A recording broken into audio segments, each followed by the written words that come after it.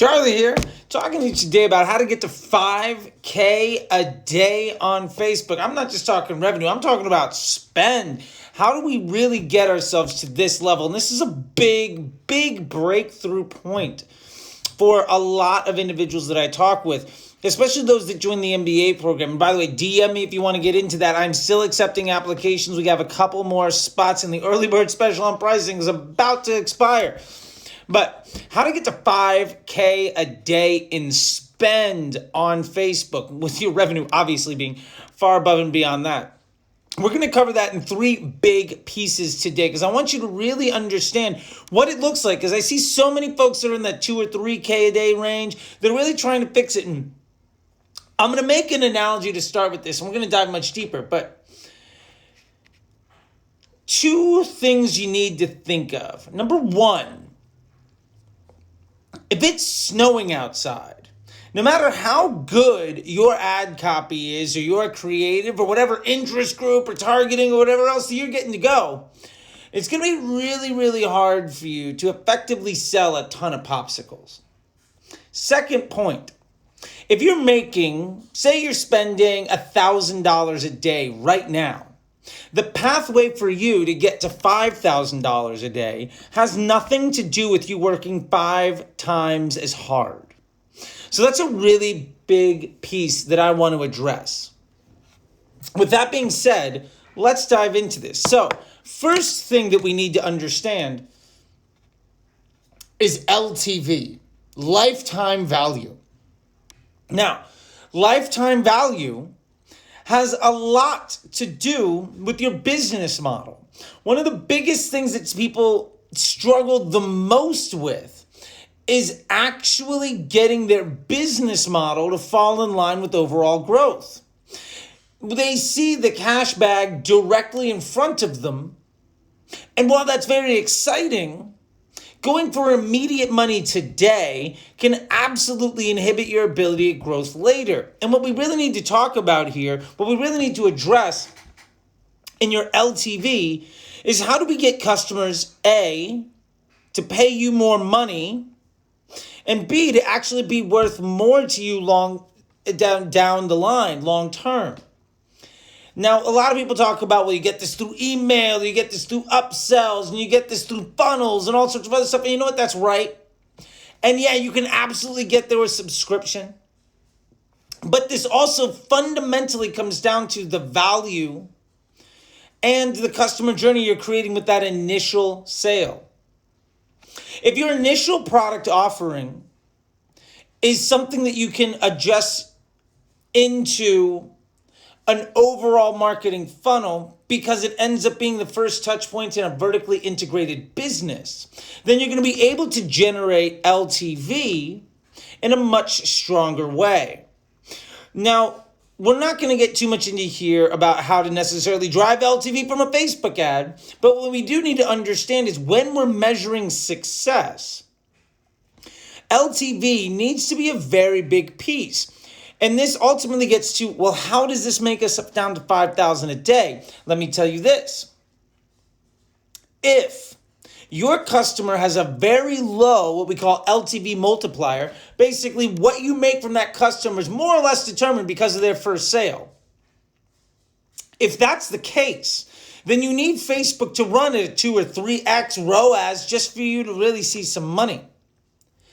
If you need that type of return in order to see success, it's going to be very hard for you to scale. And honestly, it's going to be harder and harder for you as things go on. When I got into Facebook, you could get CPMs for $2 or $3.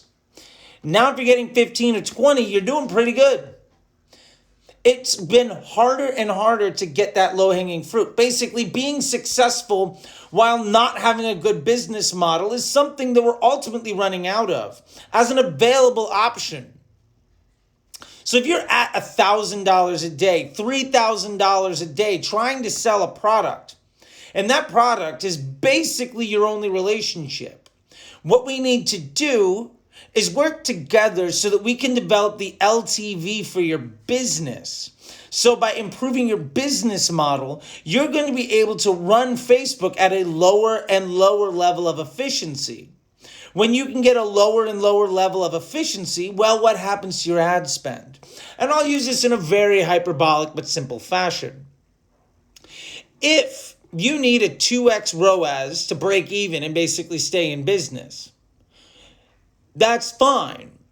Now, if we get it to the point where you only need a 1x ROAS because you've actually, in your LTV, doubled the value of that customer, if you can effectively pay twice as much to acquire a customer, what happens to your spend?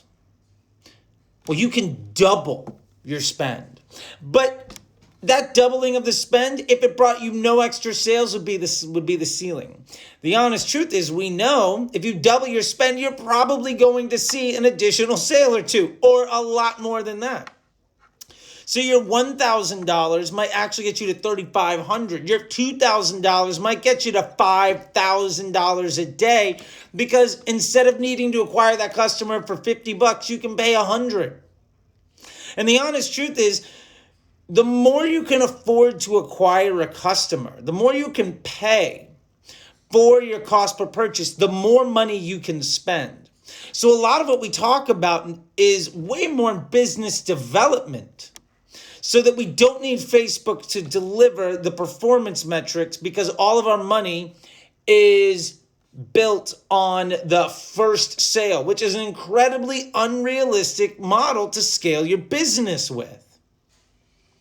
So in the MBA program, we actually talk about this in depth. And a lot of my one-on-ones, this is what it's all about, especially in consulting and stuff. And so this is something that I've been trying to make more and more available. But if you're trying to build a business, you need to get out of your reliance of the one-on-one. Now, next thing that we need to address here is simplification. So simplify, when we're talking about simplification, what we're getting down to is, can we have less and less moving parts? The fewer amount of moving parts that you have, the better you're going to be able to optimize any one of them. That being said, it gets easier and easier to optimize when you have few moving parts, because it allows you to invest more and more resources into solving those problems. Now, the reason that this is tremendously helpful is because it allows you to solve bigger and bigger problems in a simpler way, because you're able to put more and more resources into solving those problems. Also, you're not confusing the system. When you try to solve 5 different problems, you're not able to do any of them very well. But if you only try to solve 2 of them, you're going to get a lot better at it. Not only yourself, but the system is going to understand what that objective looks like. If you, for instance, need to try to sell a $50 product, a $150 product, and 3 different things at $35, plus maybe a $5 or $10 thing, how good do you think Facebook is going to be at delivering you a consistent result on any one of those efforts? And how good do you think you're going to be able to be at scaling the testing for the conversion rate of your landing pages and your creatives to support all of those efforts? Some of the biggest success I see from brands is when they abandon trying to be everything to everyone and see where their paid acquisition channels, because remember, Facebook is an acquisition channel. It's not an LTV channel. When you get your paid acquisition channel to deliver you more and more customers in a way where those customers are worth more and more money to you long term, you're going to be able to scale those efforts. And ultimately what this means is, instead of doing 5 things poorly, why not do 1 thing really well? And if you can get 5 or 10% better at that one thing, maybe you get 1% better every day, or 5% better every week, or whatever that looks like. Maybe 1% better every week. If you get 1% better every day, over a year, you're going to be 33 times better. Now, there's obviously a law of diminishing returns, but the point here is, instead of doing 5 things poorly, if you only did 2 or 3 things, you're going to be able to invest all of your money and your testing to getting them done better. When you can increase your efficiency, you can increase your scale. If you want to scale your spend, you do it by becoming more and more efficient. Part of getting more and more efficient is reducing the amount of work that you have to do to get anything done. That's efficiency. It also means that you reduce the amount of work that you're trying to do. Instead of trying to sell 10 things, sell one of them. Very, very often, some of the biggest brands in the world are built on one or two products. Nike has the Jordans, right? McDonald's has the Big Mac. Yes, there's a lot of other things, but there's something that really drives the business forward. If you can figure out what your needle mover is, or oftentimes this is a tripwire offers, what it's called, or your boomstick if you listen to Ezra Firestone, understanding what that is for you and developing all of your resources around making it better. When you can do that, you're going to get a lot better at things. So in this case, instead of spending $200 a day or $500 a day trying to support, let's say, 3 different products or 5 different products. And so you're spending, who knows, $1,000 a day, $2,500 a day. And every one of those things is doing okay. If you want to double your budget, instead of selling 5 things and doing them mildly well, sell 2 things and do really, really well at them. If you can sell those 2 things and maybe you get 20 or 30% more efficient at being able to make those sales, it is not uncommon at all to be able to then raise your budget by 50 or 100% and still maintain your overall target cost for efficiency. How much are you willing to pay to acquire that customer? Plus, if you're working on your LTV, you're going to be able to pay more and more. And it's going to be a lot easier for you to manage your LTV because instead of trying to manage 5 or 10 different customer journeys, you're going to have 1 or 2 of them. So you're going to get a lot better downstream with your testing on your post-transactional efforts, plus all of your pre-transactional efforts. So your creative testing, your landing page testing, all of these other things, you're going to get so much better at them because instead of trying to do 5 things mildly well, you're doing 1 thing excellently. The last thing that we really need to get down to here on how do you get to 5K a day, and I'm not just talking revenue, I'm talking spend. Because you're really pushing your business to something that's scaling. What have I done to take a brand from 500 a day to 5,000? What have I done to take a brand from 5,000 to $50,000 days? Because I've done that. I've spent $1 million a day on a brand. Now, that is not something we did every single day, but I've been there. I have absolutely had $1 million a week budgets, $1 million a month budgets. The $1 million a month, that was the minimum for that brand. We took them from $20 million a year to $95 million in less than 2 years. And that is reoccurring annual revenue on $1 million a month budget. This is the last thing that we really need to focus on is percentage of revenue. The more and more money you make that's not reliant on paying for that sale, the less efficient your sales need to be. Now, let me talk you through this here.